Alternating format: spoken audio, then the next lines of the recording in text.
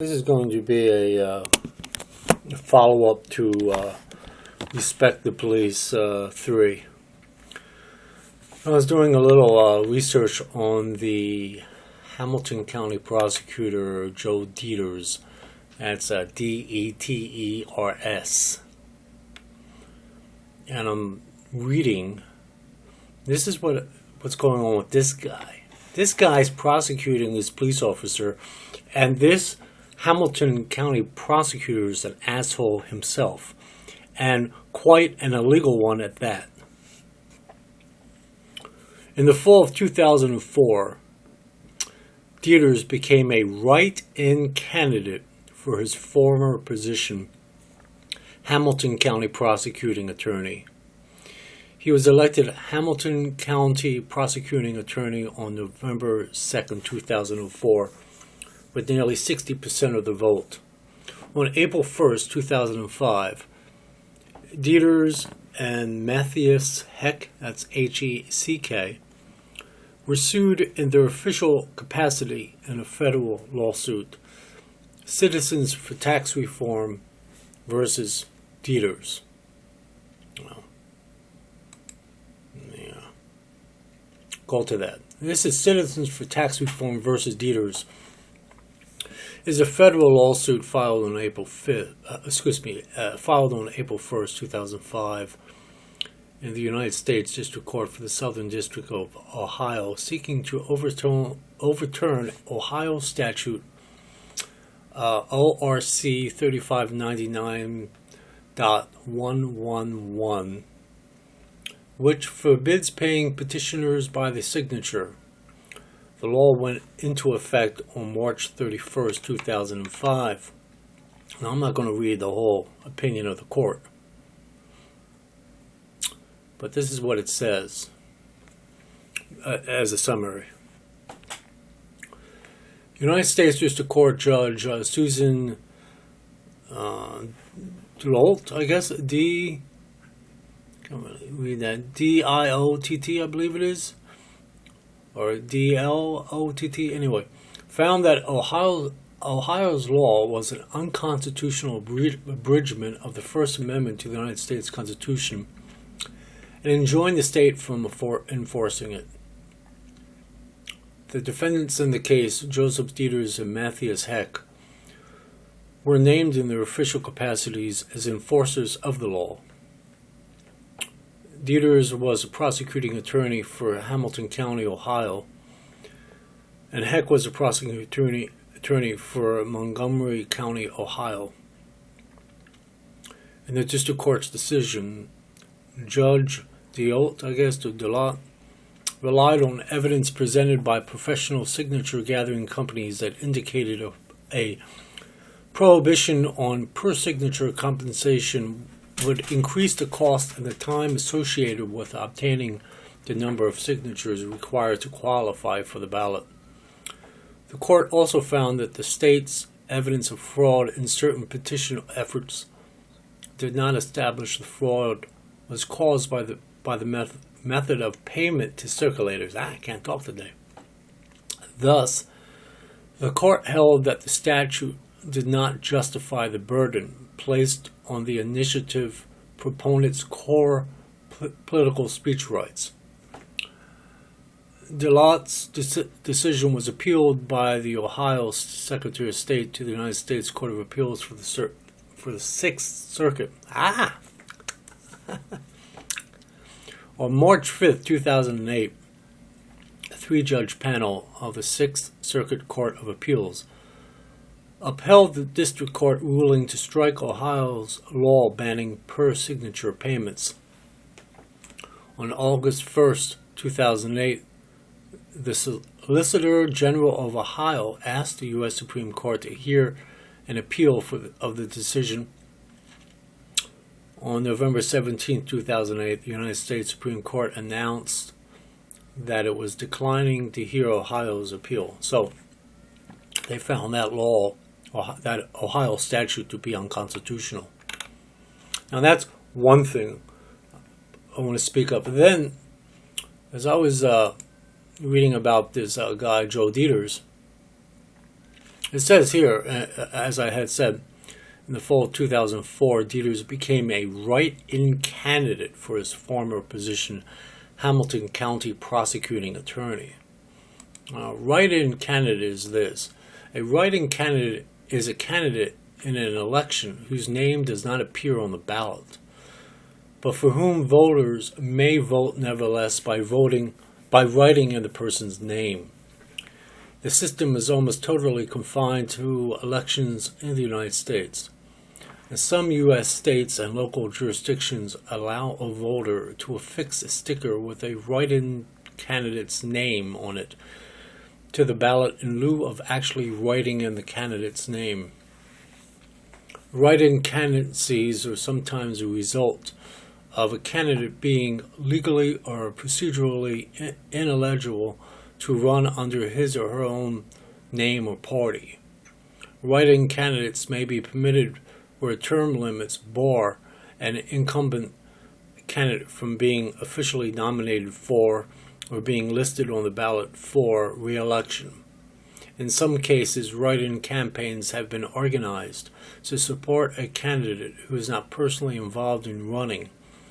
This may be a form of draft campaign. Anyway, why I bring that up is here's this guy. He's prosecuting this this police officer, Tenzing, T-N-S-I-N-G, and yet the way he was quote unquote voted by the 60% of the people, or nearly the 60% of the people that voted him into that office, Hamilton County Prosecuting Attorney, he was a write-in candidate. In other words, he just either he wrote himself in, or somebody he knew wrote himself in, or somebody that he didn't know personally wrote himself in, or whatever have you. He was a write-in candidate.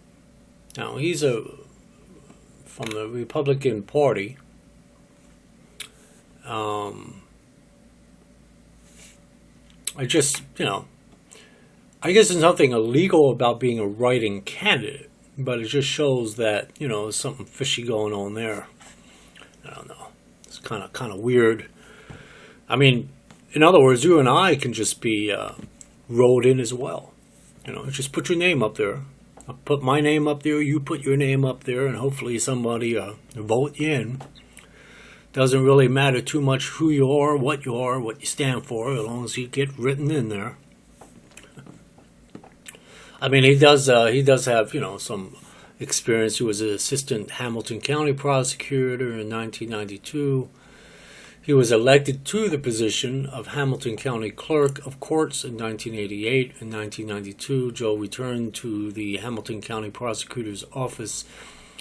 When he was elected prosecutor, he was subsequently re-elected in 1996.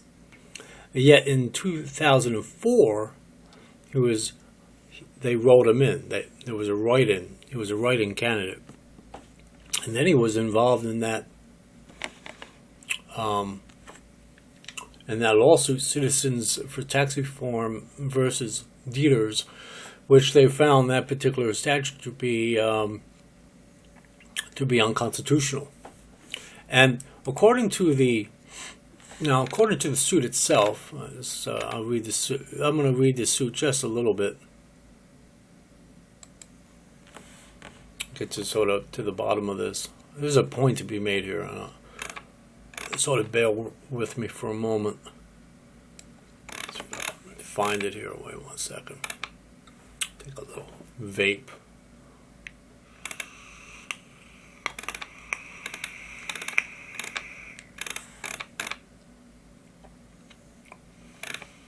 One second, let me find this one.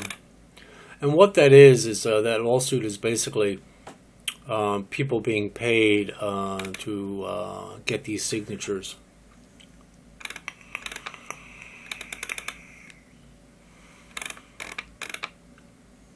One second here. Oh, 1 second. There's a part here I wanted to speak of. One second.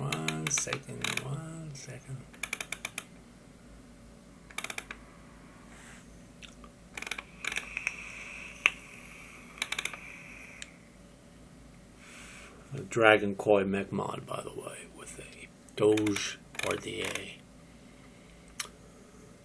Oh, here you go. That's what I wanted to get to. It says this is the opinion of the court. It says Dieters and Heck moved for a quote.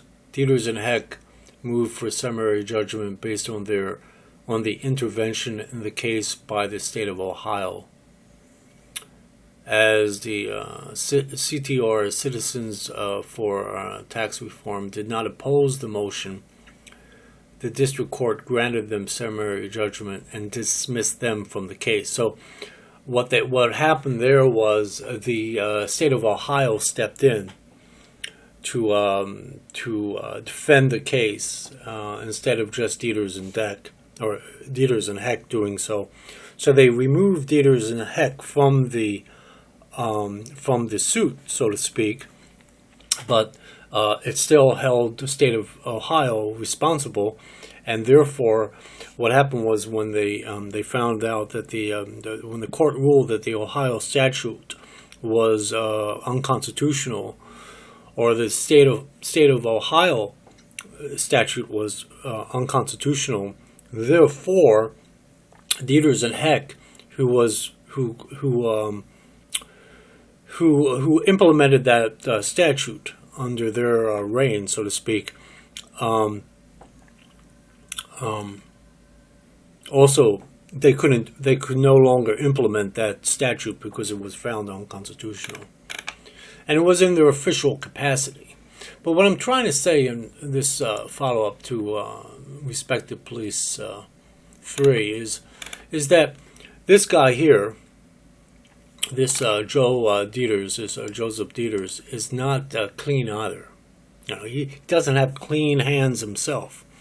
He's been involved in some wild stuff here. He doesn't. He's saying he with the Ray Tenzing killing of Sam Dubose during a traffic stop. He calls the killing. Joe Dieters calls the killing totally unwarranted and senseless.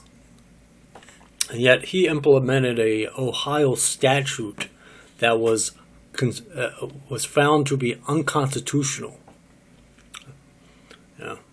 In other words, he implemented a statute that was totally unwarranted and totally senseless.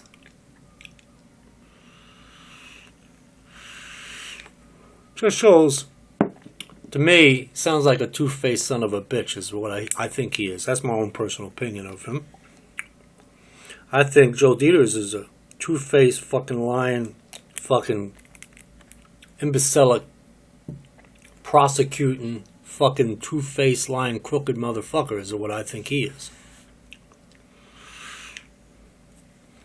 And he's not, he's just jumped onto the bandwagon, Obama's bandwagon, went down the street, got as many followers they could get, gathered up into that wagon. That wagon's getting heavier by the day. And the new bandwagon is jump onto the bandwagon and prosecute police officers. That's the new bandwagon. That's the new bandwagon we'll go down the road on. If this guy, Ray Tenzing, T-N-S-I-N-G, was black, you would have never heard about it. All of a sudden, it was okay to kill Sam Dubose, right? See, this is where, to me, and I consider myself a reasonable person, this word to me sounds really fucked up.